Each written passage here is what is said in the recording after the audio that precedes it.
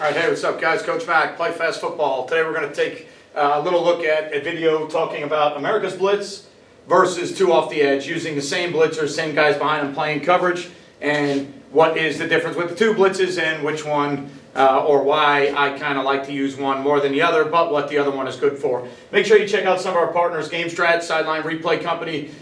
We use here at the school I'm currently at, and the last two schools I've been at, Baker Sporting Goods. Company we use for spirit packs, uniforms, coaches gear. You can get your fan gear there, so everything in one convenient location. Make sure you check them out. Dome Hat, the headwear company we use with the school I'm currently at, the last two schools I was at, and my Play Fast company, they make the hats for us as well, so check out Dome. DifferenceUSA, Ultimate Striking Machine. We have 3 in our weight room right now that we use in the off season, get thousands of reps without needing a partner.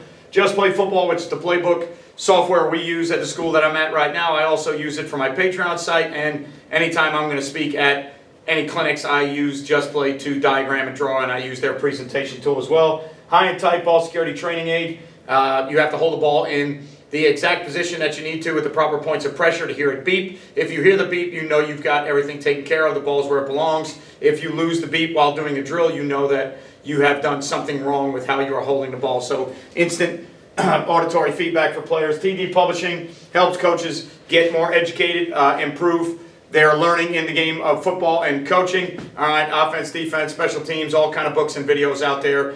Check out some of their latest stuff they've got going on. They've got some wide zone stuff that I just saw, and then they've also got the 6-part series with Ferris State Division II national champions. But I know there's some other things that they've been doing with a couple other, some really good authors out there. I saw something on some small program stuff that they're doing videos on how to coach in small programs. Make sure you check out TDPublishing. And then CoachTools is a player evaluation tool. It's a new system that you use to grade players. If you've been grading players and you've been doing it the old-fashioned way, maybe you've been doing it on a notepad or however you go about your grading system, this is a completely customizable grading system that you can change the templates that you put in there and kind of order everything around and get it to where you create your own customizable grading and assessment tool for your players. So make sure you check out CoachTools. All right, so one of the first things as a 3-4 guy learning when I became a graduate assistant in college in 1996, about somewhere around there, one of the first pressures I learned was America's Blitz. And actually in 1996, when I learned it as NCAA's Blitz, or the NCAA path. And the reason it was called the NCAA path, when I asked my mentor, Joe Delgaze, who still coaches at Uniondale High School on Long Island, when I asked him, who he was the defensive coordinator at the time at St. John's University, why do you call it, why is it NCAA's Blitz, or why is it the NCAA Blitz, or why is it the NCAA path? And he said, well, simple, because every team in the NCAA runs it. He said, you can go to almost any team. If it's even front, odd front, doesn't matter. They're all going to run, all right, the same version of that path. And as an odd front team, he said every odd front team you find will run some version of this path, and that's why they call it the NCAA Blitz. And then later on it became, synonymous with America's Blitz. And then when you ask coaches why it's America's Blitz, well, because every team in America at almost every level runs that blitz, right? So the blitz was, from an odd structure, the blitz was a long stick from the front side defensive end, whether he's a 5 or a 4-eye, cheat his alignment, whatever he needs to do. So it was a long stack with the line, long stick, sorry, with the line going one gap away. And then it was Mike in the B gap after the long stick, Sam off the edge in the C gap there. And then it was rotated usually 3 under, 3 deep behind it, back in when fire zones and zone blitzes were becoming really prevalent. You could go back 60, 70, 80 years, and teams used to zone blitz all the time. They just, the word zone blitz wasn't really a thing, because a lot of those guys, back in those times, a lot of guys would rush 5 and they would void one of the passing zones, usually like a weak side flat or somewhere, before the forward pass was as prominent as it is now, when the forward pass was just coming about and teams weren't really throwing the ball, probably before some of the modern passing game stuff, maybe with Sid Gilman and some other guys came about. Teams weren't really spreading the field and throwing the ball all over the place, so they would rush 5 in the old 5-2, 5-3 days. They would rush 5 and they would just void a zone out somewhere. All right, so when the zone blitz came about, it became an interesting way to kind of rush 5, but still try to play a zone concept and more of a matching zone style concept behind it to where you didn't feel like you were just voiding out areas on the field when you sent 5, right? So when the term zone blitz started becoming popular and everybody started using them, NCAA's blitz, America's path, long stick, B gap, C gap blitzer, nose goes away to the A gap end, or the anchor to the other side is the contained player, and 3 under, 3 deep behind it. So for us, it would be rotation to the blitz, which for everybody, it's going to be rotation to the blitz. It's just a matter of what players it is. For us, it would be free safety down, backside or weak safety spin into the middle. Backer that doesn't blitz is the B gap player and the middle hole 3 dropper, and the outside linebacker away is a D gap player and a 2 seam player. So when it was 3 under, 3 deep, the thing that I really loved about America's blitz was, in theory, you are completely gapped out with every player responsible for 1 gap, all right, and outside players are D gap players, force players, A, B, C gap to the blitz side covered, all right.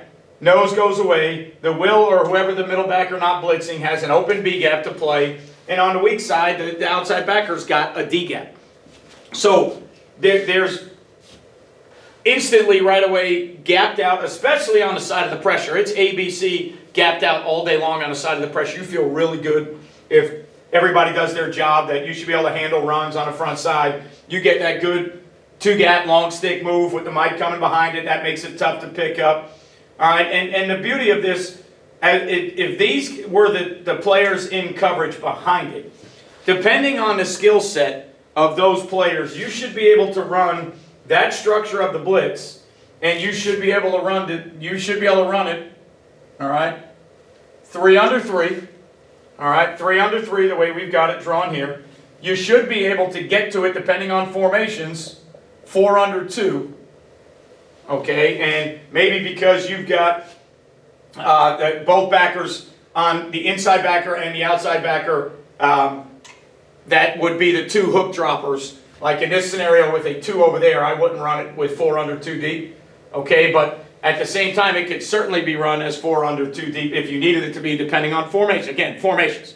21 personnel, I think you can get away with it. All right, but depending on formations, again, it could be run as 4 under 2 deep. And at any time, it should be able to run as 1 free, right? Because as long as you have the same 6 players dropping, all right, so 1, 2, 3, 4, 5, 6, as long as those same 6 guys drop, when you label this blitz as America's path or the NCAA path, once the Mike and Sam know they're in the blitz and everybody else knows they're in coverage, we should be able to spin that coverage however we want to. Now, in this blitz pattern, I don't think I'm in love with 4 under 2 deep, but I do think you could get to it if you wanted to. And the point I'm making is, once you get the 5 that are blitzing, the 6 behind it should be able to run any one of those 3 things, in my opinion. And you should be able to, again, I like to pair certain coverages with certain pressures because of where the guys are coming from and who the bodies are. But in any zone blitz theory that you're sending 5, especially in a 3-4 or when we were a 3-3 stack team, if you've got outside backers that are more athletic with at least 2 safeties, okay, and then another backer and 2 corners, you've got some skill players that should be able to do some different things. When we, as a 3 safety team, okay, for us as a 4-2-5 or a 3-3 stack team, we feel like we've got a bunch of skills on the field. So as soon as we pressure and we send 5, we know that we should be able to play that style from a 4 under 2 deep, 3 under 3 deep, or a 1 free scenario because we have the players on the field to do that. So America's path was everybody in the country running it, long stick, B gap, C gap. The greatest thing about America's path to me was once you got it taught from the America's path terminology, the NCAA blitz terminology, once you got that taught and you knew that call, so let's just say for argument's sake, the call was America. So if you call that America, to me the other beauty was there's so much diversity built into it, because now America, once I say America, not only do we know the path, but the thing we know is it's the Mike and the Sam coming. All right, for us at least, let's say, for argument's sake. Well, now with one little check, if I wanted to go America mug, I could walk the Mike up, send the Mike first, long stick the end second, bring the Sam off the edge, and now I've got ABC to the front side covered. And I went from America, and I just tagged it, and I said, hey, run America mug. Or if I said, hey, let's run America cross. So if I said I wanted to run America cross, we would leave, for us, we would leave the end outside. I'd send the Mike first, and I'd bring the Sam second in the A gap there. And we'd call that America cross. Now, a lot of you are going to look at that and go, well, Coach, that's not America's pattern. Okay, and I understand that, but once I've got America's pattern taught, if I teach it as America, now I know the Mike and the Sam are coming, so rather than label it a new blitz, I just tag it onto the America path, and I say, hey, this is the America path. Mike and Sam are in the blitz. If I say America mug, it's going to be Mike first, long stick second. If I say America cross, it's going to be end stay outside, cross blitz, the Mike first and the Sam second, so we're just exchanging the gaps. So I get it that when you drop America's path, when I call those other blitzes America, it's not the same path. But once I've got it labeled as America and I know the Mike and the Sam are coming, once I know the Mike and the Sam are coming, then for me, it's easier to just tag it off of the America path, okay? Now, the other blitz that started to become prominent in the read game was bringing two off the edge. So Mike and Sam off the edge. And the reason for that was if you could bring them to the side of the back, if you knew where the reads were going to occur, if you could bring them to the side of the back, it was a great, effective way to deal with the pull game, because you got yourself into a situation where you had a chaser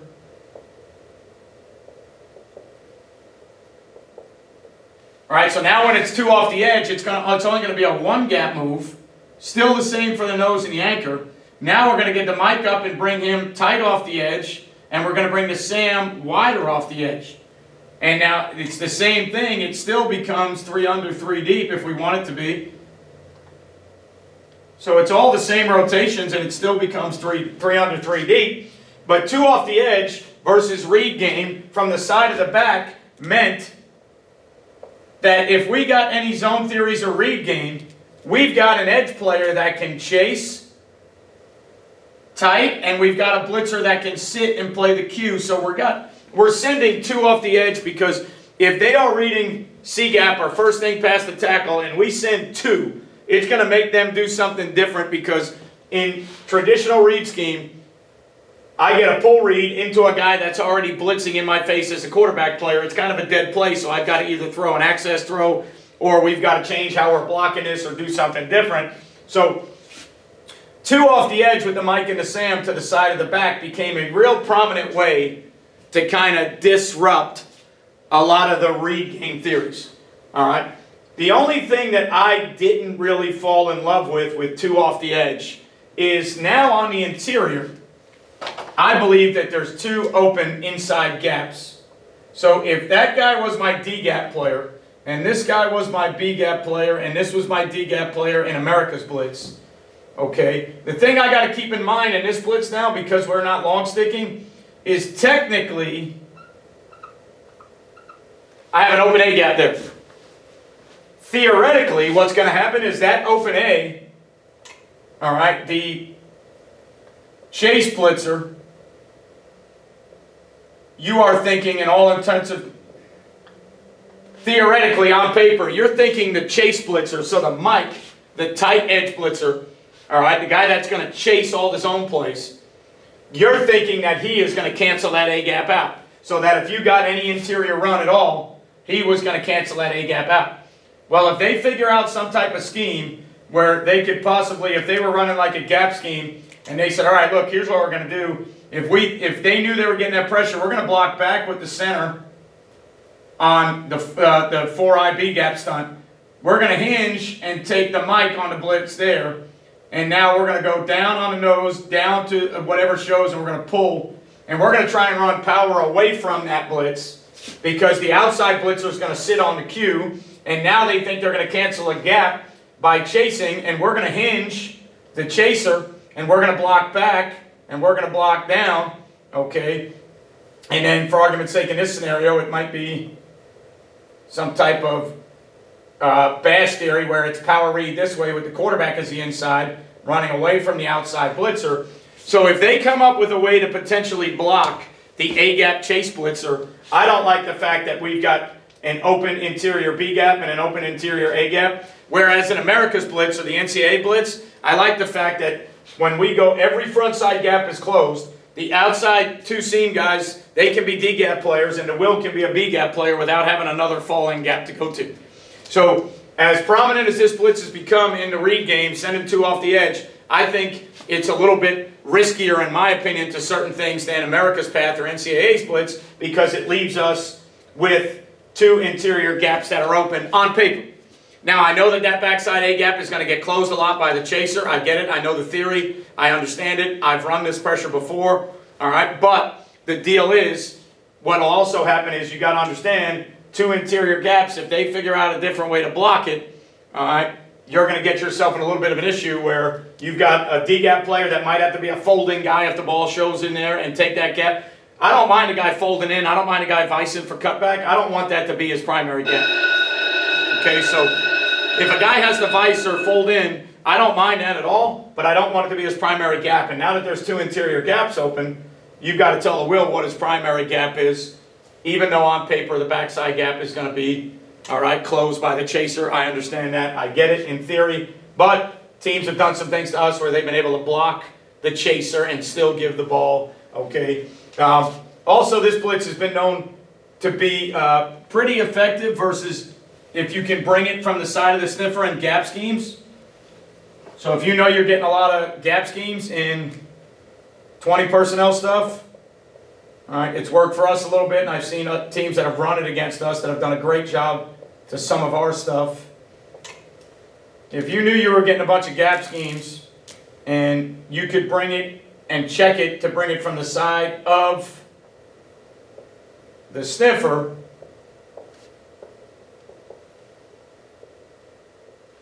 now you get yourself in a situation where your B gaps are, you're going to eat up the block of that tackle. The Mike creeps up, and when he comes, he's got to go under the kick out block and spill. And now here comes a guy off the edge that they're going to have a hard time getting to. So now what happens here is the tackle's stuck on the 4-eye slanting, or the 5 technique slanting. The guard's going to work to the nose and up to the will. Nose is going to go away. Okay. This guard's going to pull, so the center is going to work back either on the nose to backside, and then now they just have to be able to hinge, and he's going to work outside, so the hinge block is easy there.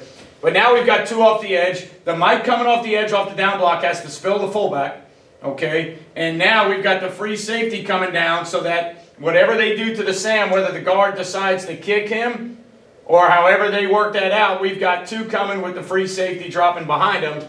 Really good look into the front side of gap schemes if you know that's what you're getting.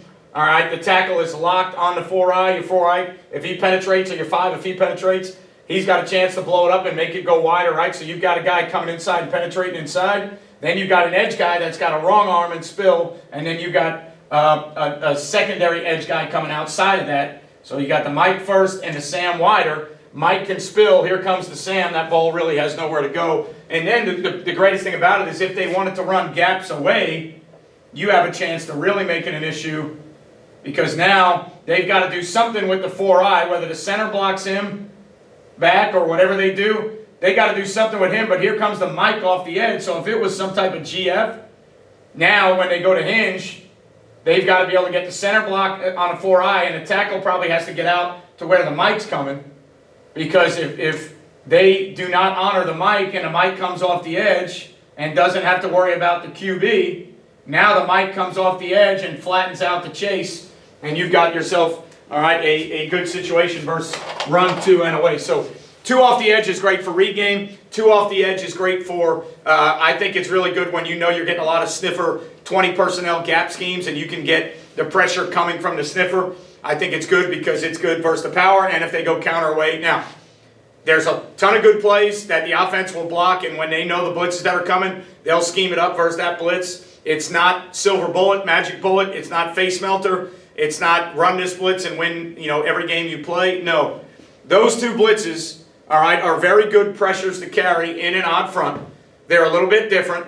One is really good for read game stuff, and it helps versus gaps. The other, to me, is a great pass rush pressure and a great run stop pressure. All right, so America's Path has been around forever. It can generate some really good pass rush matchups. It can get, depending on the way they are sliding the center, you can get 2 on the back. And then it's also really good front side to a lot of run game theories. So that's why America's Blitz has been around so much. It's very sound, very safe, very simple, and very effective. 2 off the edge started to come more about with, it's a good field blitz, and it's also really good to blitz the back in the read game and teams that were shotgun read games. So 2 off the edge is a good blitz as well. I like America's Blitz NCAA path as a little bit of a safer option because I feel like I'm gapped out better. My middle hole player only has a B gap. My outside D gap players, that's all they have. Every other gap is accounted for. When you bring 2 off the edge and the odd front, okay, one of the things that sometimes ends up happening is you have an A gap open and a B gap open. The A gap should be canceled by the chase blitzer on paper. That's the theory. But I still see 2 open gaps in there, and sometimes I freak out in the run game about having 2 open gaps. So also, if you are anybody that's messing around with the 3-3 stack, as soon as you start using these theories in the 3-3 stack, especially America's path, because your backers are stacked inside, there's a lot more crossing and a lot more pass you can get to in America's Blitz from the 3-3 stack. So if you haven't turned your notifications on, make sure that they are on. If you haven't subscribed to this channel, make sure you click the subscribe button. All right, if you like the video, thumbs up. If you don't like it, thumbs down. It lets us know what you think about the content, and all the comments let us know how to do the videos and what's going on. If you don't like it, go ahead and say so. It's your opinion. Okay, I will respond to every comment that I see on my end, positive, negative. If you watch the video, I thank you for that. If you have a negative comment or something that you disagree with, that's your opinion. You are entitled to that, and I appreciate that as well. All right, and I will usually address all of those and respond to them. If you have a video you want me to do, put it out there, and if I can do it justice, I'll try and do it. But again, appreciate everything you guys do for PlayFast Football and everything you've done following me for the last 8 or 9 years. Remember, if you don't play well, or you won't play well until you play fast. 9 years and I still mess up the catchphrase. So remember, you won't play well until you play fast, and I will see you guys next time.